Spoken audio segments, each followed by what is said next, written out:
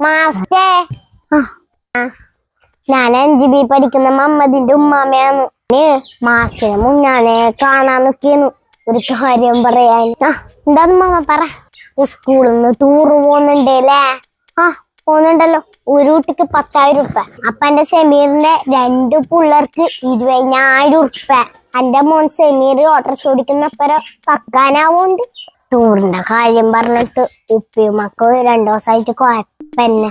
2 ദിവസമായിട്ട് പിള്ളേർത്തൊന്നാടാ ഉറങ്ങുന്നു. എന്താ ചെയ്യാൻ? പൈസ ഇല്ലവർ പോയാൽ മതിയല്ലോ. അതങ്ങനെ മാഷ ശരിയാവല്.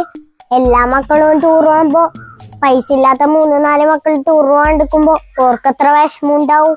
ക്ഷമിച്ചും സഹിച്ചും നിക്കാന് പഴയ പിള്ളേരൊന്നല്ല, പുതിയ പിള്ളേരല്ല. അതിപ്പോ നമ്മളെന്ത് ചെയ്യാനാണ് മാസ്റ്റേ? ഒന്നെങ്കിൽ ഈ പരിപാടി നിർത്തുക, അല്ലെങ്കിൽ പോവാൻ കഴിയാത്ത പിള്ളേരെ